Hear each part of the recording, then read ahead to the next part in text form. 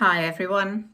So, how do you get rid of fatigue in chronic fatigue syndrome? Well, that's it's a big question, isn't it? What I want to say with this is, first of all, there is no quick fix with recovery from chronic fatigue. It takes time, but it is possible. And of course, fatigue it's the main symptom of chronic fatigue, but it comes along with a lot of other symptoms. The worse your chronic fatigue syndrome is, the more symptoms you tend to have. But talking about the probably the worst symptom, the symptom of fatigue, let's have a look at what's going on. So basically, the main cause of chronic fatigue syndrome and crashes in chronic fatigue syndrome is usually some form of stress. And as I said before, the stress causes the fatigue, and then what happens is having the fatigue causes more stress, and then the stress causes more fatigue. So you get into this vicious cycle, which gets worse and worse. And the more you try and push through that, the worse it will get, and the more chronic fatigue symptoms you will get. Once you've developed chronic fatigue syndrome, it's usually because you've been trying to push through. When you've become fatigued through stress, you've tried to push through, and you keep pushing through despite any warnings your body has given you, and then your body just sort of shuts down.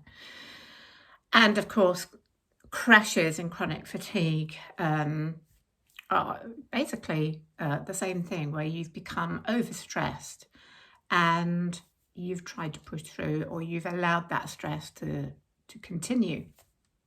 How do we break this vicious cycle? Because that is really one of the main ways of easing the fatigue and gradually moving towards recovery. So how do we do that?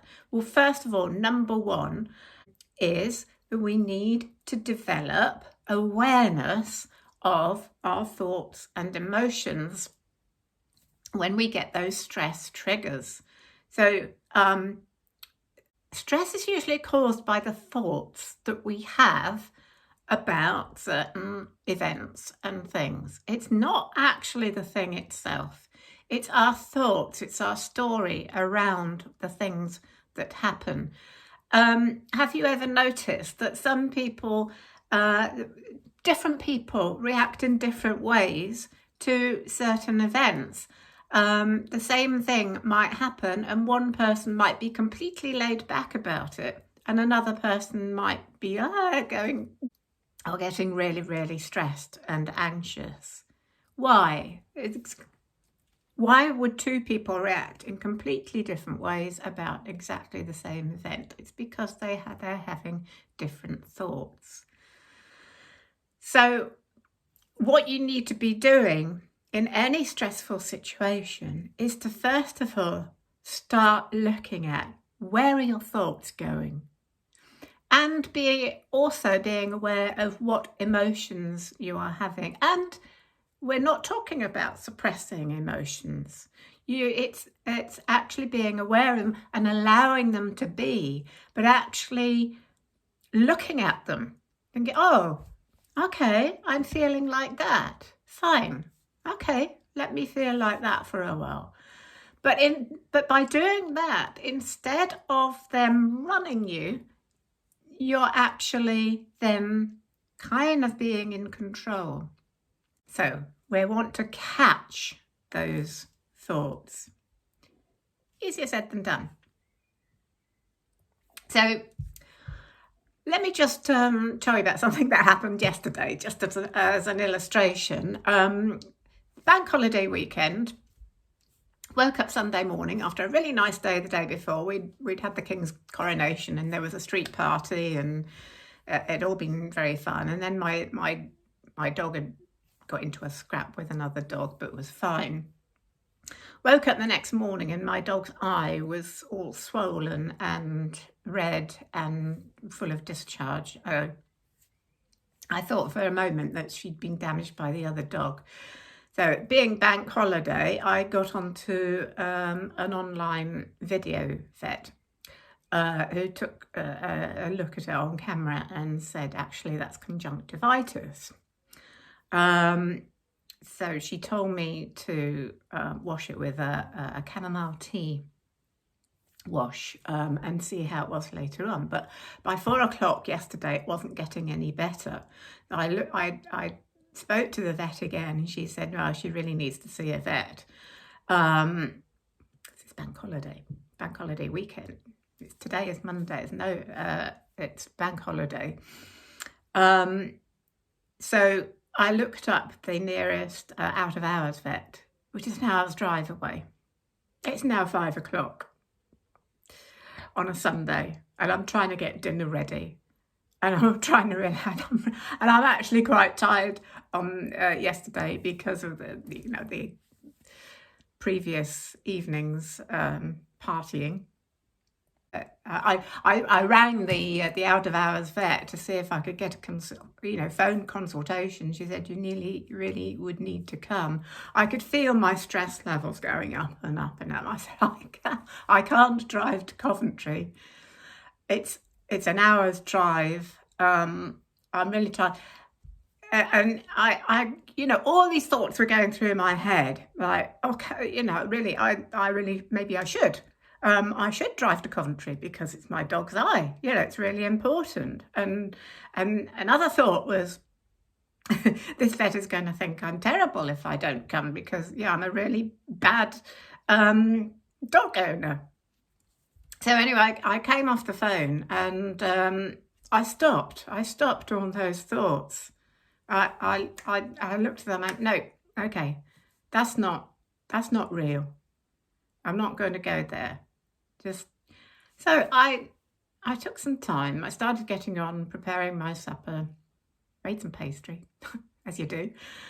And I just started to be in touch, just allow it. I felt the emotion. I recognised that I was feeling both sort of stressed about the thought of going out and also guilty about, thinking I can't go out. I recognise those. I let those happen and I let them go. And then I sort of began to centre myself. And I looked at my dog and I thought, okay, I know what I'm going to do. I'm going to give her some saline solution. I make up some weak saline solution and bathe her with that. And then in the morning, I'll see if there are any places open that has a vet. And so I bathed her eye. This morning it was a lot better. I had another consultation and basically I'm going to see a vet tomorrow morning.